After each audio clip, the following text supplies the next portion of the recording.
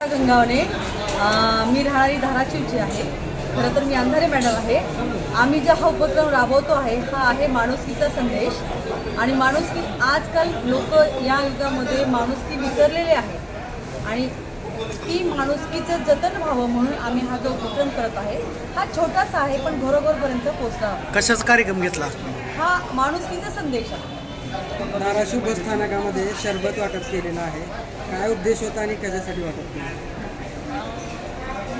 15 दिवस आहे आम्हाला माणुसकी ह्या नात्याने आम्ही स्टँडला वाटप केले आणि आमचं म्हणजे माणुसकी संदेश की आम्ही माणसांसाठी मदत म्हणून एक करत आहे आणि आम्ही हे उपक्रम राबवत आहोत.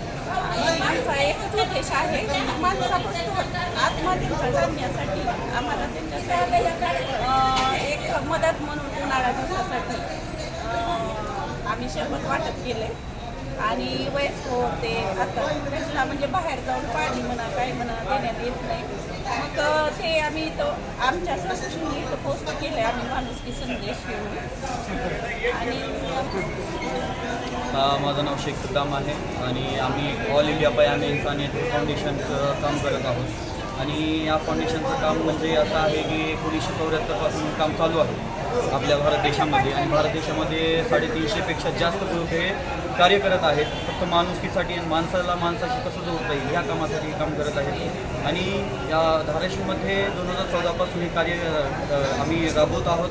आणि आमच्यामध्ये हे राबवण्याचा एकच उद्देश आहे की आपल्या देशामध्ये जे आजकाल द्वेषाची भावना दिसत आहे, लोकांमध्ये प्रेम राहिलेलं नाही आहे, कुठे कुणाला गरज पडली तिथं कोण हात एक मदतीचा हात दिसत नाही. म्हणून आम्ही एक एक पाऊल उचललेलं आहे की लोकांमध्ये कशी माणुसकी आपण पुन्हा जागृत करू शकतो, लोकांपर्यंत कसं पोहोचू शकतो, माणसाला माणसाशी कसं जोडू शकतो या उद्देशानं आम्ही हे कार्य करत आहोत. आणि आता आमच्या जे ऑल इंडिया पयामे इन्सानियत ग्रुपमध्ये आधी पुरुषांचंच ग्रुप हे कार्य करत होतं, पण आता आमच्या ग्रुपमध्ये महिलांचा सुद्धा सहभाग चालू झालेला आहे आणि महिलांचा पण एक ग्रुप तयार झालेला आहे ज्यांनी याचा महिलांकडून पण आम्हाला खूप काही अशी मदत भेटत आहे.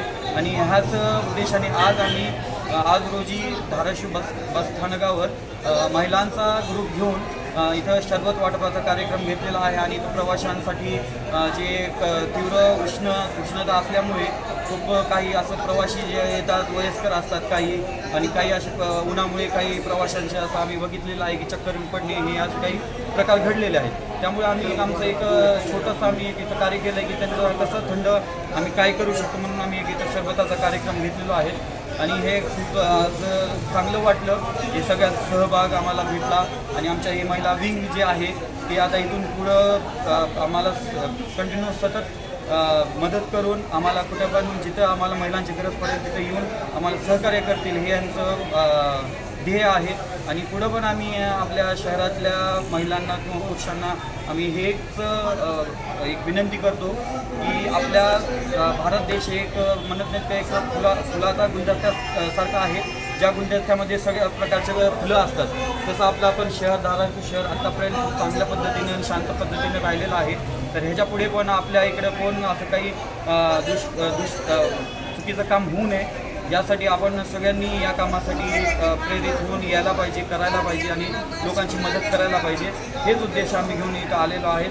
आणि सगळ्यांना हेच मेसेज आहे की सगळ्यांनी माणुसकीचा पूर्ण राहायला पाहिजे आणि माणुसकीसाठी कार्य करायला पाहिजे.